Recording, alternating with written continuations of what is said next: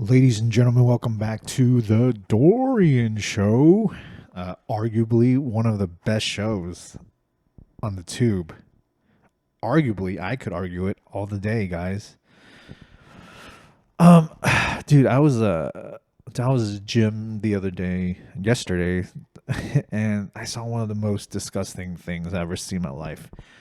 I was just on the bench press, benching 225. No big deal, no big deal. And there's some guy next to me just like did a snot rocket, and I saw his snot shoot out of his nose onto the ground like a foot away from where I was standing, dude. And it was so disgusting. I couldn't stop looking at it. You know what I mean? Like I was afraid I might actually step on it by accident or some shit.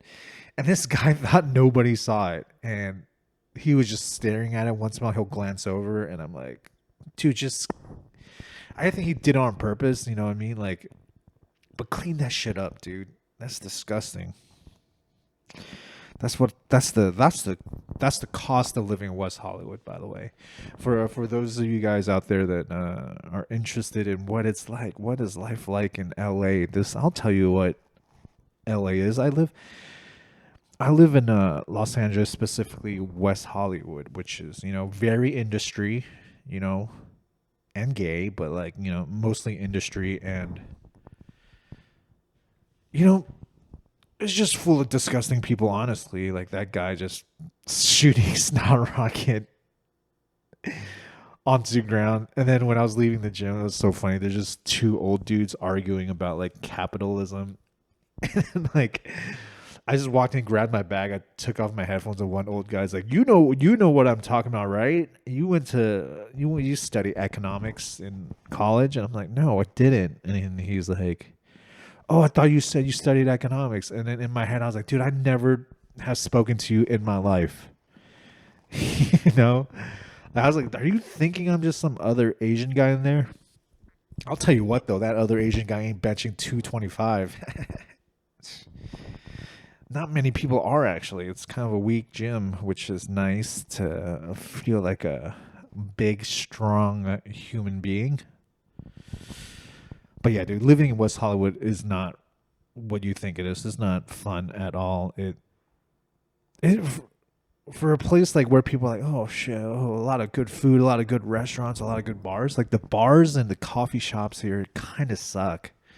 And I live right in the middle of West Hollywood. I live right off Santa Monica Boulevard, which is where all the action's at and where all the people like to go party. But dude, there's like one good coffee shop in all of West Hollywood.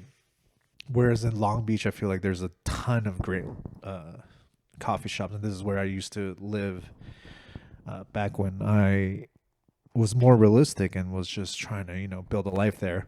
But now I'm trying to do comedy, so I'm in LA trying to make it big, doing open mics to people that hate me. Anyway, I yeah, there's only one coffee shop. The issue with the coffee shops and the bars kind of have the same issues. Right, there's no good coffee shop here with like a good indoor seating area. And if they do have an indoor seating area, they all play like music like so freaking loud. It's insane. It's not even like why would you blast your music so loud? Don't you want people to like stay and chill at coffee shop? I know that's like a loss leader, right? You don't actually Coffee shops actually loses money for every one person that just sits in there and works on their laptop or reads a book. But it helps with the vibes. Most of your business are people just buying and leaving anyways. But if you see people sitting inside, you're like, oh, this is like a neighborhood. What do they call it? A third place in the community. I don't know. But yeah, dude, there's this one. So the only good coffee shop I like to go to is right beneath my gym, but it's always packed. Full of like Hollywood writers just all day. I can never get a spot in there, and so I have to go to other places. But like every single spot I go to, like they like to play loud music for no reason. It's just like this is not a club, dude. We're not. I'm not trying to have a latte and freaking rave. Do I feel like just an old man screaming into the camera right now? It's insane. But I'm like, I like try to work around. I started bringing earplugs to coffee shops. I'm like, can't ruin my day. But yeah, I wish there were better coffee shops here. Honestly, you know, if only I could open one. But I'm poor and I'm a bad businessman. Same issue with the bars here at in West Hollywood. I just they're all there's it's too much of the same thing. You know what I mean? Like a lot of we do have like a lot of like high end bars here in West Hollywood, and it's all kind of like loungy, clubbish, but like music's like so freaking loud. A good bar to me is like a place you could just sit and like chat it out with the boys. You know what I'm saying? Like I like a bar with like ambiance music, right? Or music where like you could barely hear it, like you barely notice it, but it's there just in the background. We don't have that, dude. There's like one bar near me that does that, and they close at like 10 o'clock. Which, come on, dude. I'm young and I'm young and cool and hip. You know, I'm trying to stay out to at least 11 o'clock, and I can't do it, dude. I mean, the comedy store has a pretty sweet outdoor patio bar, dude, and you get to smoke cigarettes. But but I'm trying to quit now. Right when I barely started, I'm already gonna quit because it's not making me any funnier, and I'm just slowly killing myself. So, but yeah, bars sucks.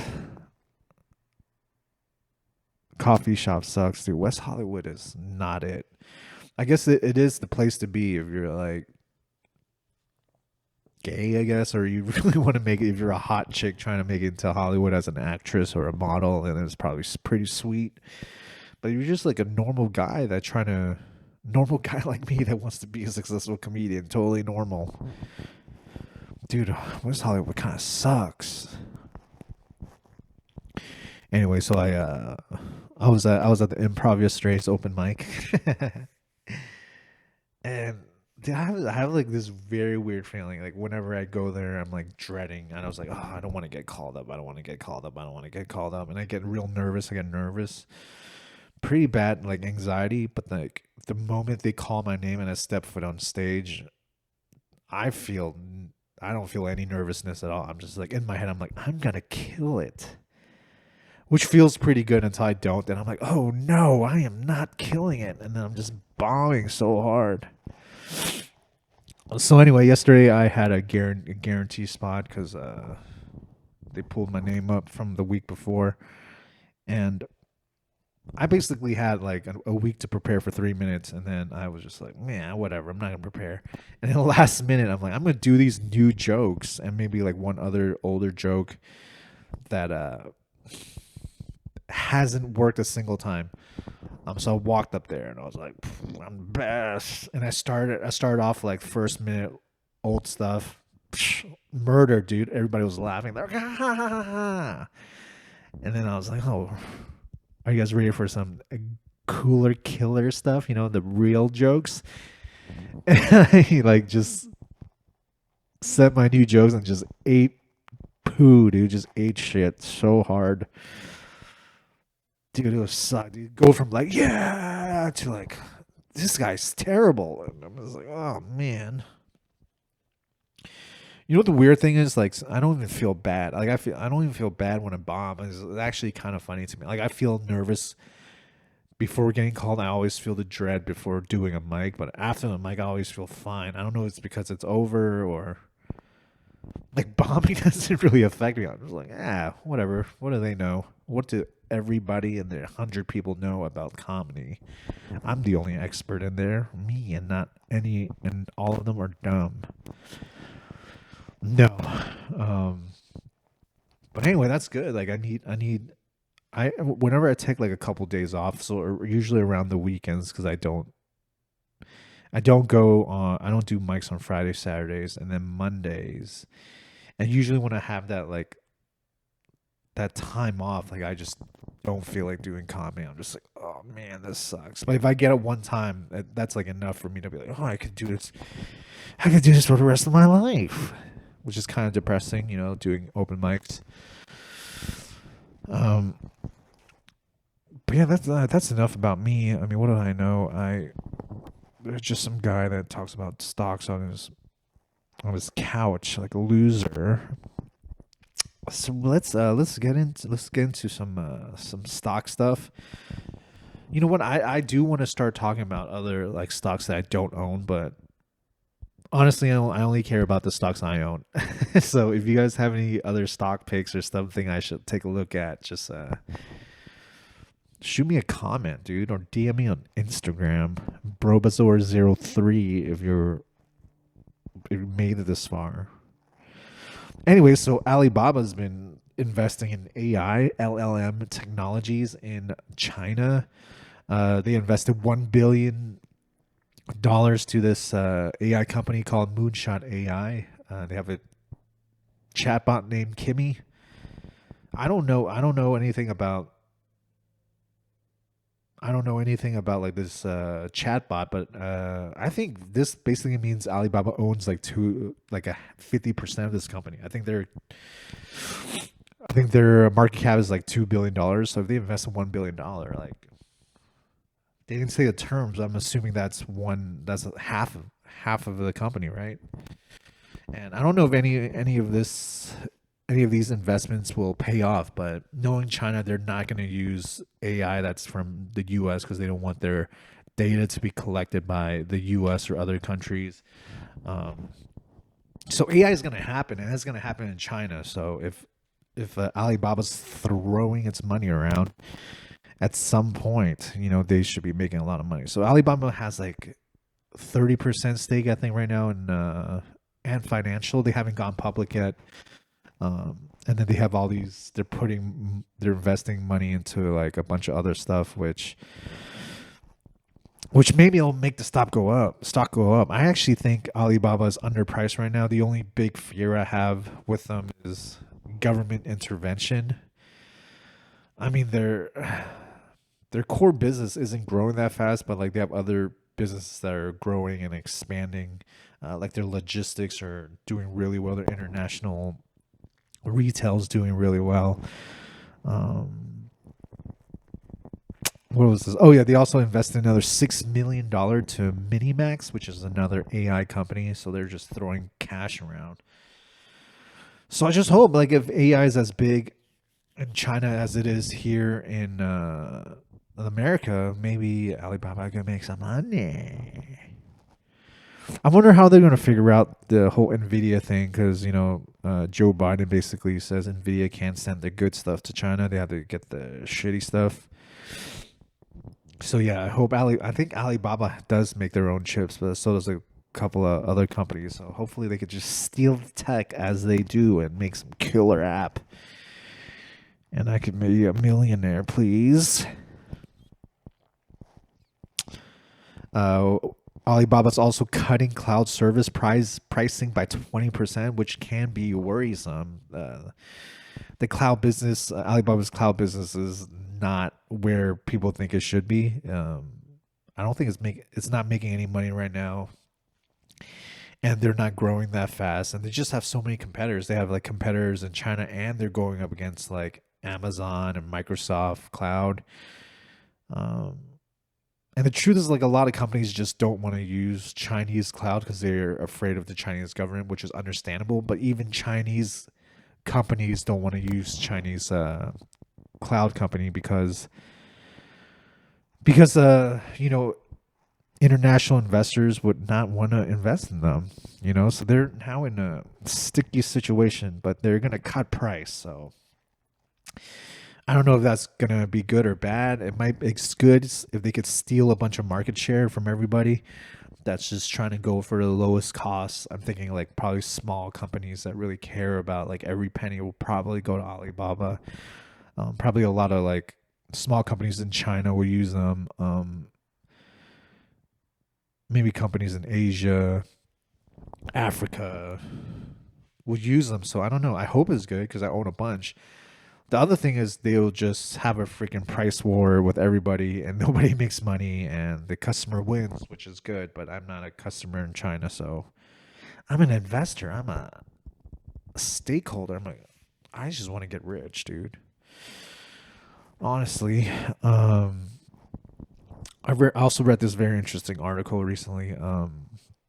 That 10 to 30% of Alibaba might be owned by government or government entities, not just Chinese government, but like other governments, like their sovereign funds. Like I don't know, I think China, Singapore, Malaysia, United Arab Emirates, and Qatar owns probably like together they probably own like 30% of Alibaba, which is kind of crazy. But also, why is the stock down, dude? Like, we need to pump this baby up, dude. I'm on this train for life. Um, I'm thinking about just putting a ton of money into Alibaba, maybe like $50,000. Not that I have it. I may or may not have it. Um, don't count my pockets, guys. Dude, if Alibaba gets under $70, I think I might just have to take a huge position in it. Huge for me, maybe 50K. Because I think there's an opportunity for it to blow up maybe like 2 3 times, honestly, within the next couple years. Although I think Trump is bad news for Chinese companies because he really went after them when he was the prezi. So, dude, I'll vote for whoever will make me become a millionaire. That's the truth. So there's a lot of issues with Alibaba. Chinese government looking to destroy them. Trump looking to destroy them. Biden looking to do destroy them, but he's just not as vocal as the Trump dog. So yeah, I don't know. There's a lot of risk, but yeah, I'm thinking about buying at $69 to go all in, which is about 10% of where it's 10% below where it's at now. And you might say, hey, Dorian, if you really believe this company's going to triple, why don't you just buy right now? Well, it's because I'm dumb, dude. Like, dumb people make dumb rules. You know what I mean? Like Bitcoin's about to, Bitcoin, like, hit its all-time high at $69,000, and I was just making dumb rules about that when it was like 36,000. This probably this year it was at like $20,000 or something like that, and I was like, oh, I'll buy some at $15,000. I'll buy a bunch at $15,000 of Bitcoin. I'm like, if I thought it was going to go to $100,000, why don't I just buy it at 20K, 30K, 40K, 50K, 60K, and now it's current pricing is at $67,000. But yeah, if I think it's going to go 100K, why should it matter if I get it at $15,000 or $40,000? I should just buy at $40,000, right? But humanity is dumb. People are dumb at investing, and I am the dumbest. I don't even own a full Bitcoin, and I could have owned like at least a couple, and I would have been not rich, but a little bit richer than I am now. But it's fine. I mean, as long as you know you're dumb, you could take steps to avoid it. Even though I haven't, I haven't really taken steps, but I'm aware of these like arbitrary rules that I'm putting in my head. You know what I mean? Like waiting for a 10% discount before I go all in on something when I think it's gonna go up 3 times is kind of dumb. But yeah, I don't know. I just can't get myself to buy it until it hits $69 because I'm OCD. What else I have here? Petrobras, which is an oil company that I own, Brazilian oil company. I'm tempted to sell this baby. It dropped a couple days. It dropped like I don't know, 10%, maybe 5%, 6% one day. It's bounced back a little bit recently. The CEO of the company is just basically saying like, "Hey, I wouldn't be so positive that we're going to give you guys like a big dividend," which is the whole thing about Petrobras, right? They were at some point they were giving like 70% dividends, and then it dropped to 40, and now it's like 20%. And when the CEO comes out and says like, "Hey, you're probably not going to get a big dividend," and people are just like, "Yeah, whatever, it's fine," which is which is good enough reason for me to like try to sell this. But then, all these like banking companies, Goldman Sachs, these analysts from Goldman Sachs and Bank of America are like, oh, they're looking to probably give up $9 billion worth of dividends this year, which is a little like about 10%, I guess, 10% dividend at current market price, market cap, and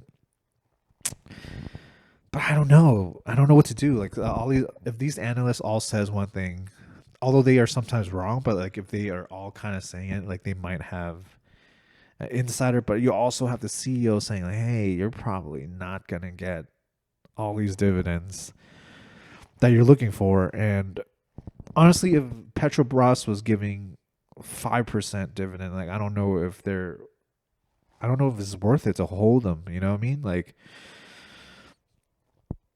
Brazil is basically being run by like a communist. Lula is socialist, and he's basically forcing them to go buy green energy stuff, which it's like losing money. If there's no subsidies from the government, like all these windmill farms and all these like solar panels are like they're not very profitable. And a lot of oil companies are that said, "Oh, we're going to be more green," are actually going back. They're like, "No, we're going to be drilling more oil now." And Petrobras here is like, "No, we're gonna keep doing it." So I'm just checking the PEs right now of these companies. So Chevron's PE is what? 13. Price to earning ratio for those who don't know. ExxonMobil 12. What's Valero 5.8, which is not bad, pretty low. But then Petrobras's PE is at 4. So his price to earnings ratio is about 3 times smaller than Chevron, but they are giving almost double the dividends. You know what I mean? So here's the thing: if the dividends are just as bad as, or just as low as the other companies, around 5%, is it worth holding Petrobras? What I mean? I know they're cheap, but like you don't know what the government's gonna do. They're not predictable. Lula's, I don't know how much money they're gonna make them invest in green energy. So I don't know. They're coming out with tomorrow's earnings, and they're basically gonna say how much they're gonna there's tomorrow they're announcing how much dividends they're gonna give out for this year. Um, Dude, if they basically say we're giving very low dividends, the stock price could go down like 10 to freaking 20% in a day, and I kind of want to sell, but the market's about to close in like 13 minutes, and I'm still recording this podcast, so I'm doing this for you guys. I am potentially giving up thousands of dollars to hang out with you guys, to be your friends. But if they say like we have great dividends, then stock will freaking go to the moon.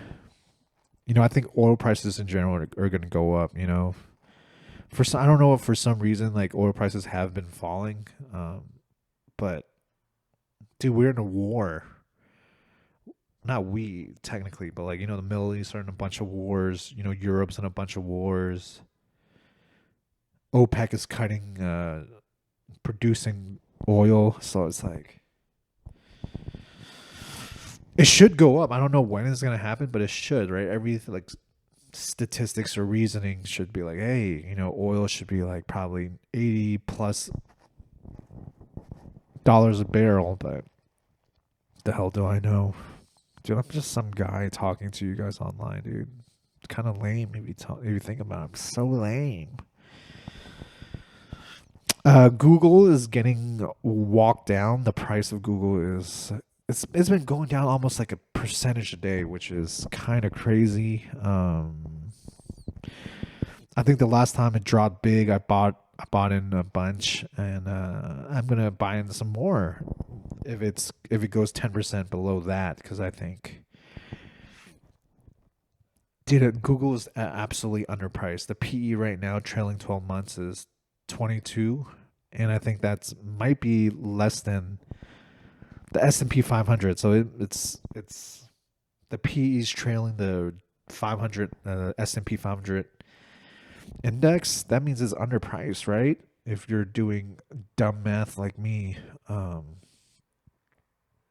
am a little worried. I'm overexposed in Google. It's currently about like 20% of my portfolio, so it's definitely my biggest holding.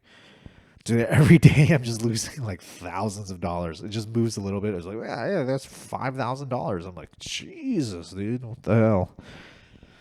Um, so I don't know. I'm definitely gonna buy more in. You know, I told you guys I made a lot of mistakes selling Facebook at the bottom, but I think if that ever happens to Alphabet, like I won't.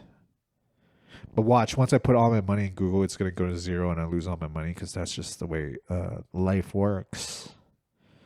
The whole Google AI thing, I think, is fine. Yeah, they made a mistake, but they just have so much data. They have all your emails. They have search. They have text data, which is insane, and then they have like videos on YouTube, which is basically a really good search engine. YouTube, because a lot of people look up like how to do things, and I think tutorials are very helpful in terms of generative AI, especially because people are going to use AI to look for information. They just signed a deal with Reddit. How much was the deal? Let's see. Was it $9 billion? Let me see. Sorry for people that are just listening online, listening to me look up.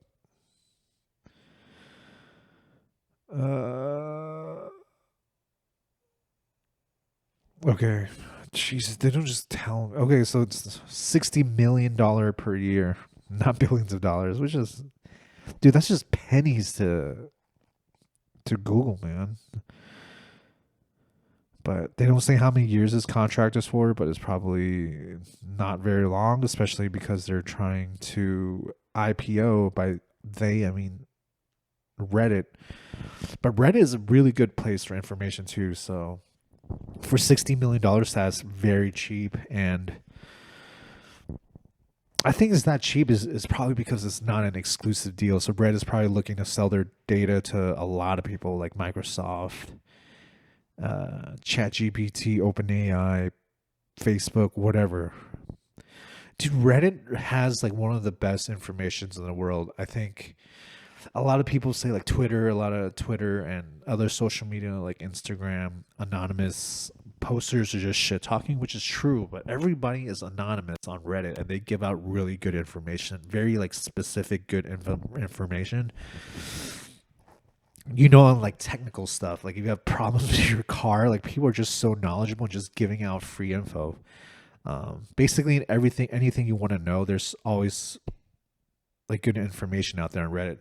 Sure, there's a lot of porn and also a lot of people shit talking, also like Wall Street bets, but you look deep enough into to the right subreddits, like there's a lot of good information. So Google has access to that, but so does everyone else. But I think Google's database is just probably better. Like it's even better than ChatGPT, who's just crawling the internet, right? Like how are they learning their language models? They're just taking stuff from websites when Google knows exactly what people are searching. Man. Well, I think Facebook also has really good data too, but a lot of their stuff is based on like short clips and pictures and just I don't know how useful is that. I think it's probably their AI is probably really good at selling people stuff because their ads are probably the best ads for your bang for your buck is Facebook, Instagram ads. Um, they probably know exactly what to sell you, so a lot of businesses will probably want to use their AI. But I think Google is fine. You know, people think AI is going to kill Google search, but I don't know. Maybe, but I think they should be able to figure out how to make money of make money out of that in the future. But even if they just kill it, like Google search is such a giant for at least the next, I'll say at least the next 5 to 10 years, hopefully. So as long as Google keeps dropping, I'm gonna keep buying, and I'm very confident in this play. I mean, I make a lot of plays. Some of them I'm not that confident, like freaking oil, Petrobras specifically. I'm not that confident right now. Google, I'm superbly confident. Baba, I'm superbly confident, but I'm butt cheeks are clenching because I'm afraid China will destroy me. Let's just end this quickly with uranium. It wouldn't be a Dorian show without uranium talk. Dude, the price of uranium is like slowly getting walked down. You know what I mean? It was at $106. Now it's like $91 per pound of uranium. Let me check a quick price for you guys. Da-da-da.